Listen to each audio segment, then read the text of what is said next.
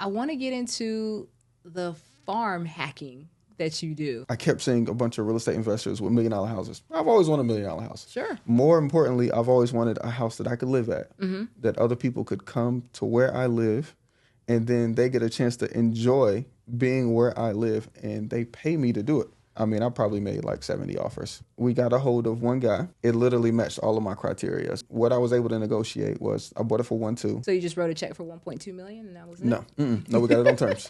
We got it on Get terms. it on terms, Yeah, because that's what we do. Yeah, exactly. Yeah. So the house I lived in at that point, I got a private money loan on the equity. Okay. So I think I owed 100. It was worth 300. I got one of my private money guys to give me a line of credit just to sit at the attorney's office that I could use, for my down payment whenever I got the deal on the contract. Had him agree to the to $90,000 down. So I used that down payment, which is the equity from a house, to use as the down payment. From a separate house that you already own? From a separate house.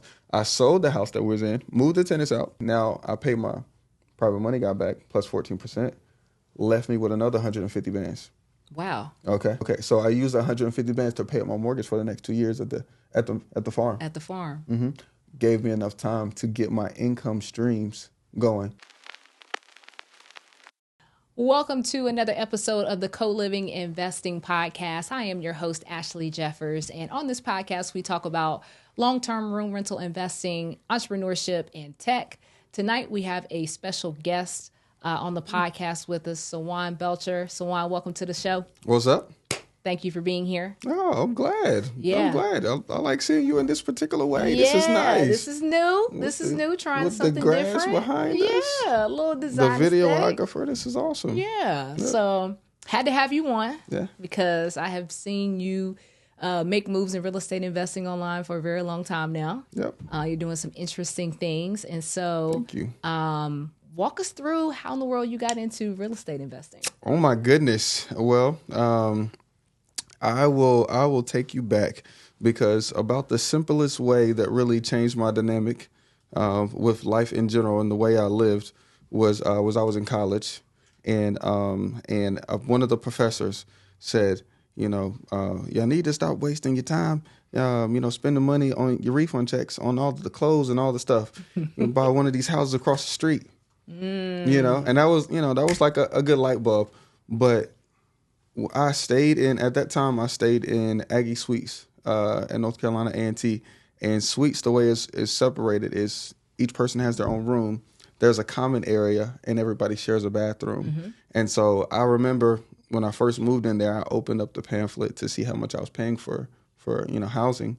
And it was paying $8,000 for housing. And I just added it up, like $8,000 times 4 for 6 months. Okay. Wow. I need to do that. Yeah. And so when she said, use your refund check, I said, well, next year I'm going to rent an apartment, right?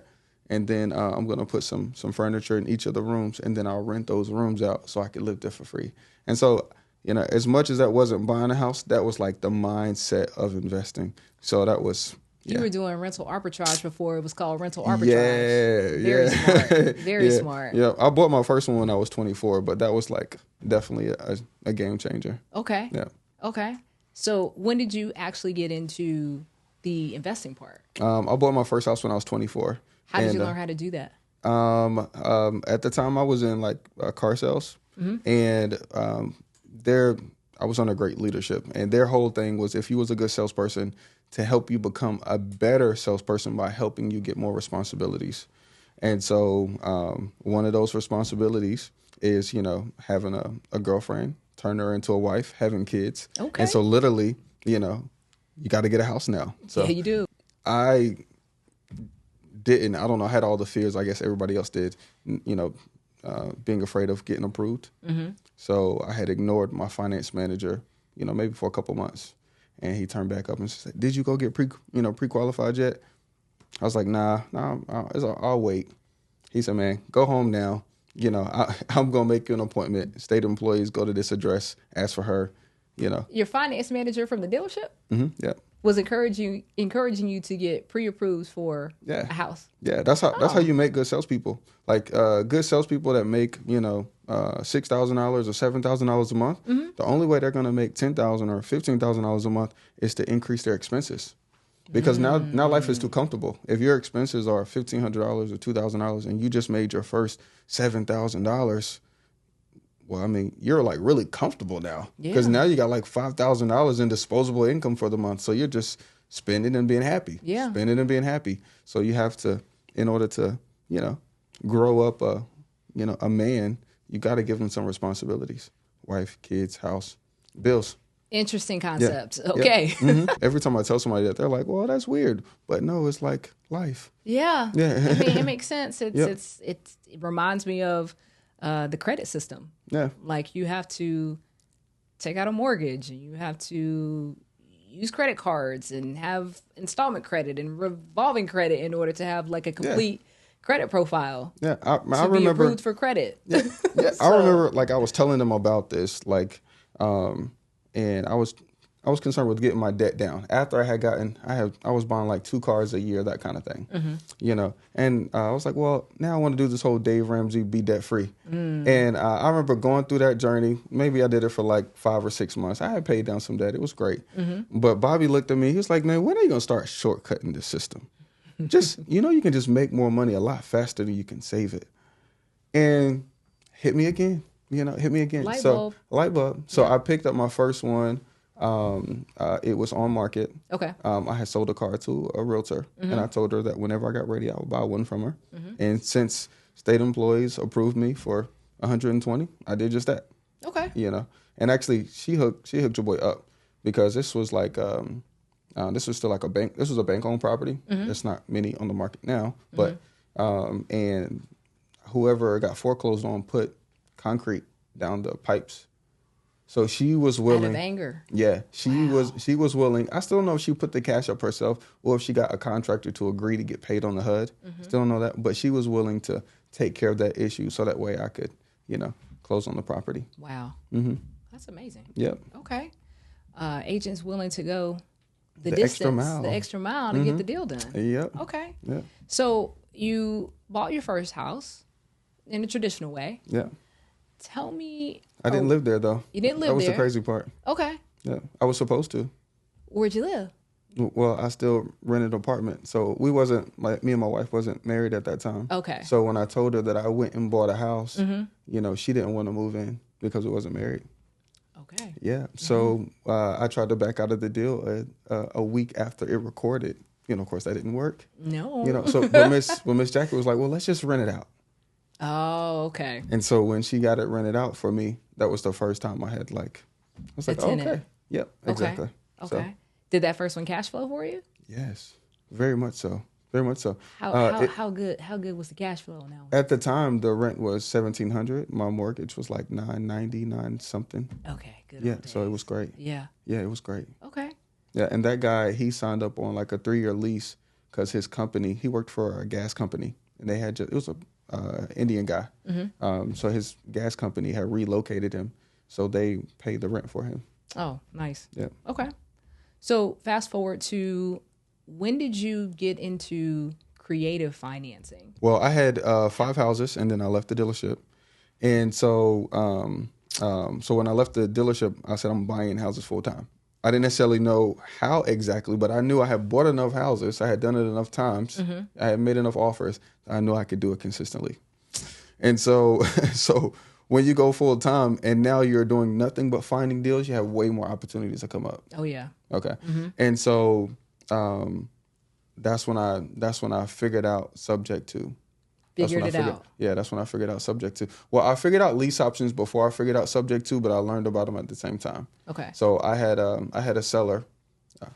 Okay, pause right Yep. right here. Teaching moment. Yep. So this is a podcast about room rental investing. There are a number of ways to acquire properties for this purpose. Facts. What Sawand is talking about is creative financing. So before we go into your first deal, can you kind of educate the people on what falls under the umbrella of creative financing? Well, what is that? Creative just means that you got to think in order to get it done. No requirements other than thinking. Okay. Other than strategy.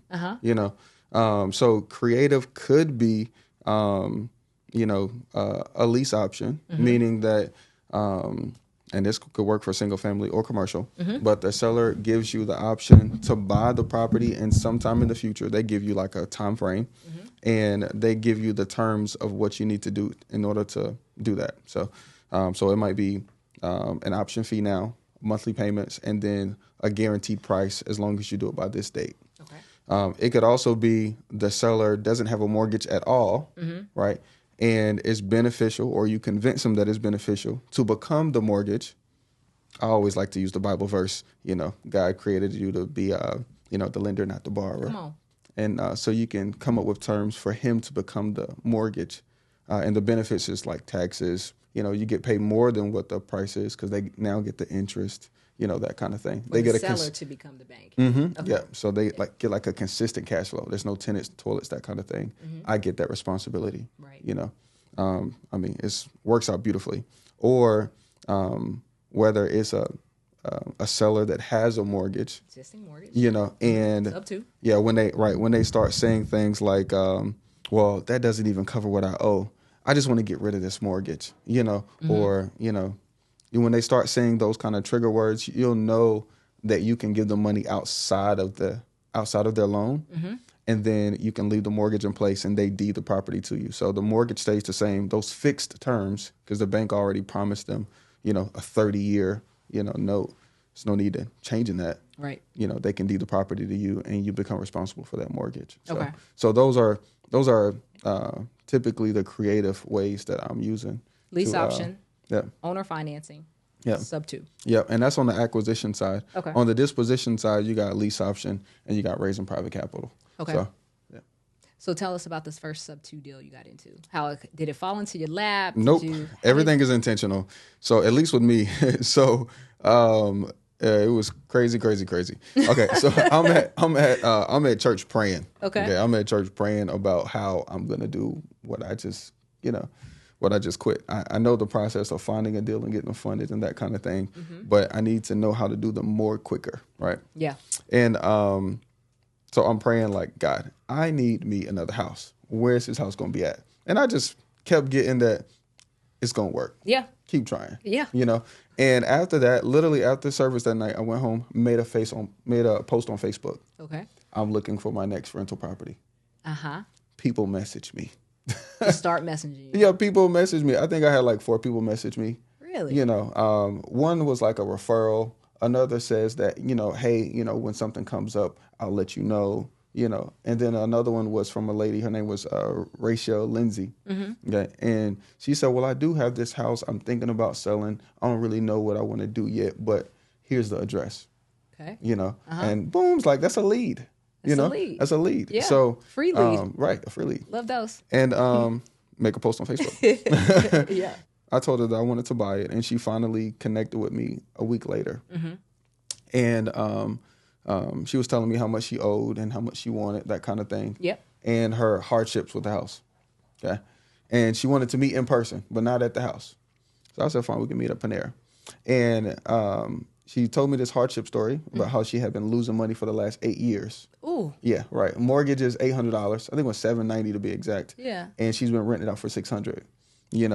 And yeah, so she originally had a partner when she first bought it, and he was supposed to do that kind of work, because she was overseas in the military.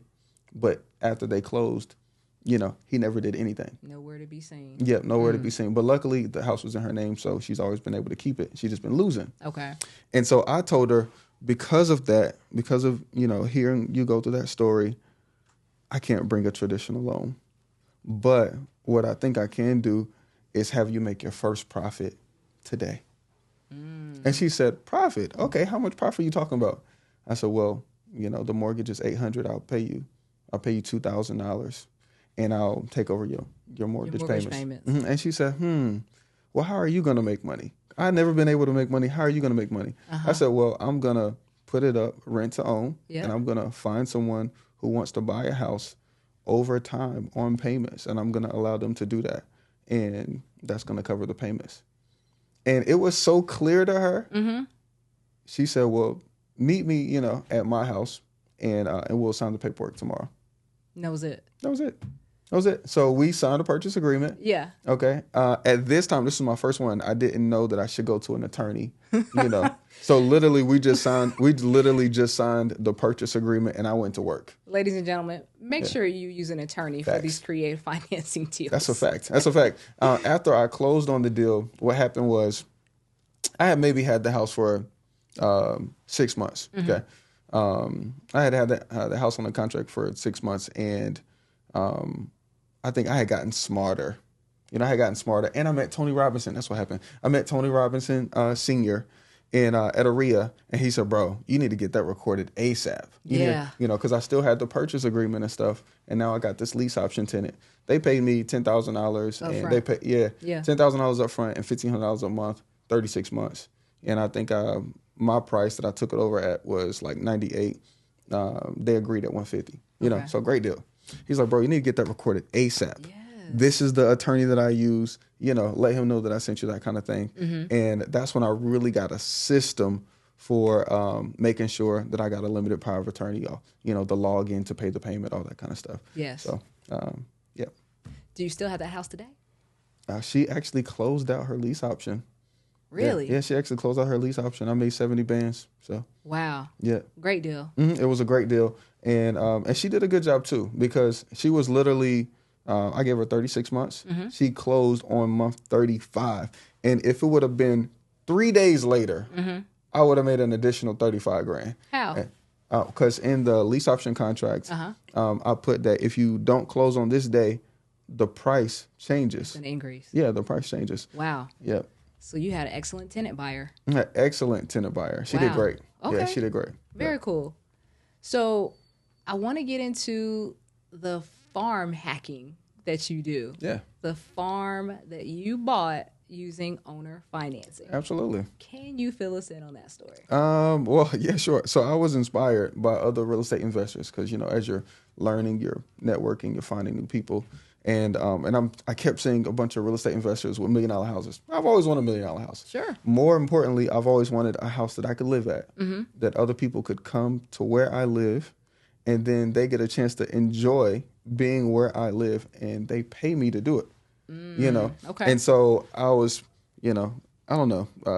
My wife wanted me to be out of town for like a month or something. And luckily I had a team here, so we was able to do it. But I got so clear, literally wrote exactly down what I wanted, acreage, what I wanted to do, that kind of thing. And so when I got back, I was like, oh, that's a list. That's a list. Yeah. So I went in List Source, pulled the list, and I just did my real estate investing thing. Mr. Agent, my acquisition people, here's this list. This is what I want to do. And the way I'm going to buy it is on, like I buy my rental properties, is I'm going to put a down payment and make the seller payments. I mean, I probably made like 70 offers, I probably made a bunch of offers. But we got a hold of one guy, several guys, but this particular guy, his name was Mr. Todd Shue. I know you're watching it because he watches me on YouTube. So we got a hold of him, and he wasn't down for it at first. Okay, he wasn't down for it at first. Called him again maybe 3 months later. He's opening up now. That's when he starts watching me on YouTube. Okay? Hey, Todd. Yeah. Hey, Mr. Todd. He's literally, I'm telling you, he's watching. He's going to comment. Yeah. And so he started asking, just asking people that he know about me. Now I'm in sales, so, we touch hundreds and thousands of people in sales. Right. And so he asked a guy that's in sales, name is Ryan. I did roofing sales with him when I was making my transition from the car dealership to real estate. And Ryan says, oh, I know him. He sold a bunch of roofs for this company. He's a good guy. He's a hustler. Okay. He asked one of his realtor friends that actually helped him buy the land to build a house. He said, oh, I know Sawand. I actually list a bunch of his houses for him. So at this point, he's like, okay, this guy is legit. He's legit. Yeah. He's legit. Got a good reputation out there. Right. And so Eric, that realtor, now gets involved and says, hey, Sawand, I talked to Mr. Todd. I'm going to help you out with this. Okay. Because I've done, plenty of business. I practically, planned the whole house, as far as like the layout and stuff. I was like, cool, that's what's up. He got us the walkthrough. It's tenants in it. They're behind 90 days. Oh boy. Okay. Yeah. Now, mind you, this is 6,000 square foot, house, and they're only paying $3,200 a month. Okay. So that's low. Really low. That's low. Yeah. Okay. The taxes are $10,000 a year. Okay? Where is this at? Greensboro. It's in Greensboro. Yeah. Okay. 13 minutes from downtown. Okay. Perfect location. Yeah. So the mortgage is low. And I'm like, okay. When I get there, it smells like straight cat pee. Oh, no. Motivated seller. Motivated seller. Exactly what I needed to see. Exactly what I needed to see. Everything is grown up. They're nasty. But the good news is it literally matched all of my criteria. So, I mean, I walked around the driveway and I said, oh my God, I've seen this house before. This is it. Yep. This is the one. So essentially what I was able to negotiate was I bought it for 1.2. Okay. And 1.2 million. Yeah. Uh-huh. And he wanted some interest. He wanted some interest, which was fine. So we agreed at 4.25. 4.25% interest. Oh, okay. I'm like, how you go from Yep. 4.25 in interest. So you just wrote a check for 1.2 million and that was it? No. No, we got it on terms. We got it on Get terms. it on terms. Yeah. Because that's what we do. Yeah, exactly. Yeah. So the house I lived in at that point, I got a private money loan. Okay. I got a private money loan on the equity. Okay. So I think I owed 100. It was worth 300. Okay. I got one of my private money guys to give me a line of credit just to sit at the attorney's office that I could use, for my down payment whenever I got the deal on the contract. Okay. Okay. So had him agree to the to $90,000 down. Mm-hmm. Okay. So I used that down payment, which is equity from a house, to use as the down payment. From a separate house that you already own. Mm-hmm, from a separate house. I sold the house that we was in, moved the tenants out, sold that other house that I was in. Now I paid my private money guy back plus 14%, left me with another 150 bands. Wow. Okay. So I used 150 bands to pay up my mortgage for the next 2 years at the farm. At the farm. Mm-hmm. Gave me enough time to get my income streams going. So we do a bunch of different Talk things. About the streams at the farm. Talk about so the like, well, streams. the big thing that everybody loves that we get the most people out for is the trail rides. Like people bring over their horses. Yeah. In the morning, they're riding the trails. But then around like 1, 2 o'clock, food trucks come up, the DJ come up, and everybody join in and get that whole trail riding experience, line dancing on the field, that kind of thing. Okay. So, how many acres is the property? it's 22. 22 acres. Yeah, it's 22. Wow. Yeah, it's dope. You've got plenty of space and opportunity. Oh, it's dope. It's dope. To do all types of income streams. Oh, it's dope. We do. So actually, this Saturday we have our range day. Range. Okay, so you're out there with the guns. With the guns. Amen. Yep. Yeah. Because in North Carolina you can shoot on your property when you have 10 acres or more. I didn't know that. Yep. Okay. Yep. So good to know. Yep. And so we have a good time. Yep. Okay. So you got trail riding going on. You got the gun range going on. Any other income streams? Plenty. I got a Airstream camper in the back that we run on Hip Camp and Airbnb for outdoor experiences. Mm-hmm. I bought 2 4-wheelers, so if they want to come over and have the outdoor experience, they can rent the 4-wheelers, from us and ride around on the trails. Mm-hmm. We have about 100 fruit trees, and so at those events, our farm activity is us selling those fruit drinks at our events. So you put farm in quotes. Tell us why. Well, because what people think about farming is like tobacco, cotton. Right. You know what I mean? Corn. Yes. Yeah. Yeah. But in 2025, agritourism is a crop. So our farm is more of an agritourism farm.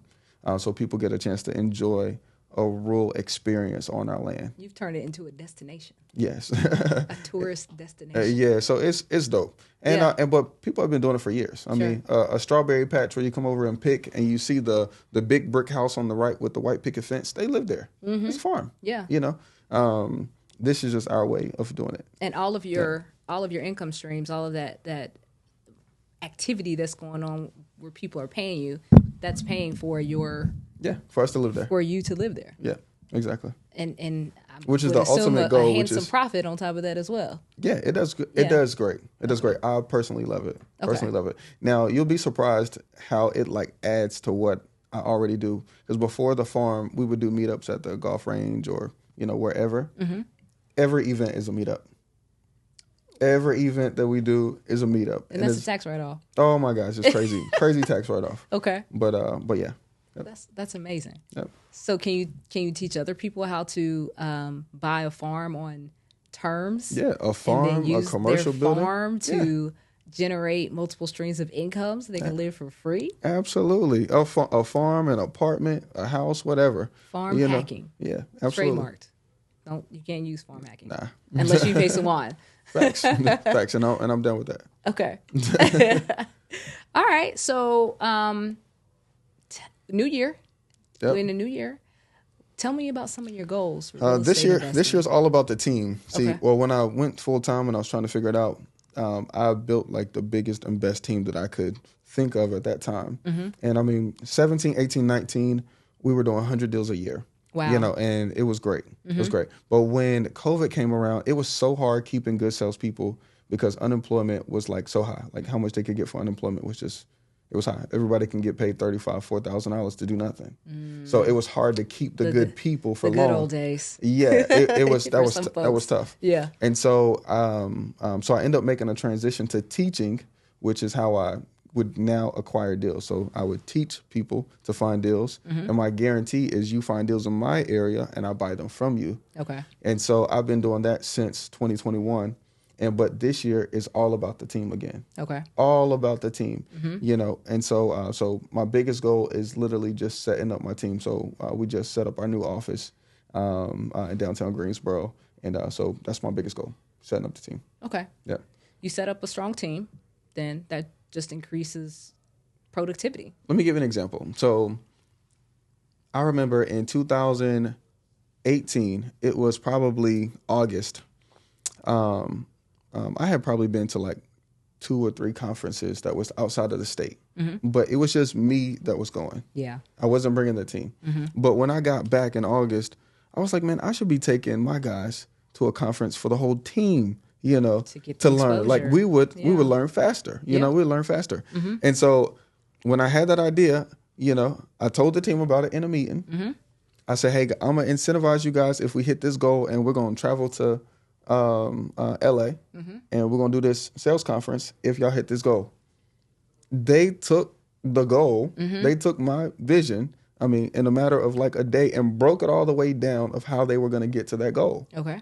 You know, to get that trip that they wanted to California. All expenses They paid. hit the freaking goal I'm before sure the end of the year. In I'm sure November, they hit did. it. Yeah. I had the cash to buy everything in November.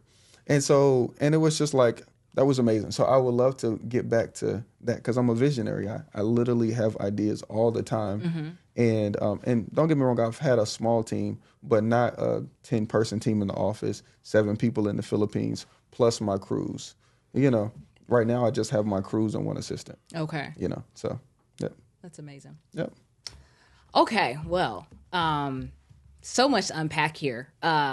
We can't do it on this podcast, but you teach others Yes. how to do what you do. Yep. Creative financing, acquisitions, dispositions. Have you gotten into teaching people how to build a real estate investing business, or you're just more focused on teaching That's an good. investor how to acquire property after property after property? Do you know Brandy? Brandy Baker? I do not. Okay. Brandy's a realtor investor in Greensboro. She was my very first student that said, hey, I don't want the training. I want to train my team. And so absolutely I teach people. If they want to build and scale, absolutely. Okay. Typically, whatever the priority goal is, you know, whether it's a personal house, rental property, flip property, whatever that priority goal is, I mean, I can break it down one-on-one fashion and kind of handhold. Very good. Very good. So we're going to make sure that we have Sawand's contact information in the description, wherever you're watching this or listening to this, just so you can tap into what he's got going on. Sawand, thank you so much for being here. Thank you for having me. This was amazing. I knew it was going to be a dope interview. Yeah, thank you for having me. Yeah. I prefer people reach out on Instagram. Okay. You know, and just shoot me a DM. Okay. I'm real Southern, so yeah. Real Southern. Yeah. Hospitality. Yeah. Oh, before we forget, tell the people what you're doing with college students and the upcoming date where you'll be at. All right. So this is the creative thing. Like The vision. This is the vision. Right. So last Q4, that's when I come up with, hey, I'm focusing on the team this year. So I'm like, well, how do I got to create a team, which means I need to cultivate people. Yeah. And one of the best things that worked for me last time was having an internship in my office. And so I was like, well, how do I get in front of more college students? You know? And so I came up with real estate trivia college tour. So essentially I go to different colleges. Yep. Every month is a new college. Yep. You know, we connect with the administration, we connect with the foundation, we connect with the school and let them know, hey, we're coming there. Make sure your students are there. here. Yeah. And we're going to teach them real estate investing. That's amazing. And so we ask them real estate investing questions, get it on camera, give them, incentivize them, give them, money if they get it right. And then Like of course, real money? real money. Okay. Yeah, typically like A&T, they did good. Like I think we gave away $700 there. At Winston-Salem, we gave away $600. And but yes, we give away real money. And then at the end of it, for the people that do good, that show signs and characteristics of a good person that you could train and help and work with. Yeah. After the camera turns off, we say, hey, look, we're real estate investors. We have an office in Greensboro. I know you need an internship to graduate. Give us a call. Yeah. Yeah. That's good. Yep. I love that. So that's the form of course, it's helping, it's inspiring, it's being an example, but it's also helping because like we need to cultivate people. We need to cultivate a team. Yep. I love that idea. Yep. All right, ladies and gentlemen, that's what we got for you. Sawand, thanks again for being here. Pleasure. All right. Yep. All right, everybody. We'll see you in the next episode. Peace. Peace.